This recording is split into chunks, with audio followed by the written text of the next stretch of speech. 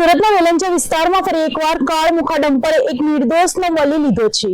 ધાર્મિક દર્શન કરીને પવિત્ર ભાવ સાથે પરત ફરી રહેલી બે મહિલાઓને ડમ્પરે અડફેટી લેતા એક મહિલાનું કમકમાટીભર્યું મોત નીપજ્યું છે। સુરતના વેલંજા વિસ્તારમાં માર્ગ અકસ્માતની હૃદયદ્રાવક ઘટના બની છે। કાપોદ્રા વિસ્તારમાં રહેતી બે મહિલાઓ ધલોડી દર્શન કરીને પરત ફરી રહી હતી ત્યારે વેલંજા પાસે પૂરપાટ ઝડપે આવતા ડમ્પરના ચાલકે તેમની એક્ટિવાને જોરદાર ટક્કર મારી હતી। આ અકસ્માતમાં એક્ટિવા પર સવાર આધેડ મહિલા ડમ્પરના ટાયર નીચે આવી જતા તેમનું ઘટના સ્થળે જ પ્રાણ પ્રંખેરું ઉડી ગયું હતું। અકસ્માત બાદ ઘટના સ્થળે લોકોના ટોળે ટોળા ઉમટી પડ્યા હતા અને ટ્રાફિક જામના દ્રશ્યો સર્જાયા હતા। પોલીસ દ્વારા હાલ ડમ્પર ચાલકની અટકાયત કરવાની તજવીજ હાથ ધરવામાં આવી છે। વારંવાર બનતી ડમ્પરની આવી ઘટનાઓને પગલે સ્થાનિક રહીશોમાં ભારે રોષ જોવા મળી રહ્યો છે। મારું નામ અલ્પેશ સોજિત્રા છે।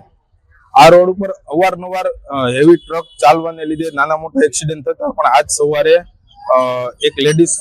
બે લેડીઝો ગલુડીથી દર્શન કરીને આવતા હતા અને ટ્રક ડ્રાઈવરે એને 70 થી 80 મીટર સુધી ખસેડ્યા છે અને જોટામાં આવી ગયા, પાછળના વ્હીલમાં અને આગળના વ્હીલમાં આવી ગયા હતા, ત્યાંથી પાછળના વ્હીલમાં ગયા બરાબર, અને ઘટના સ્થળે એનું મૃત્યુ થયું છે।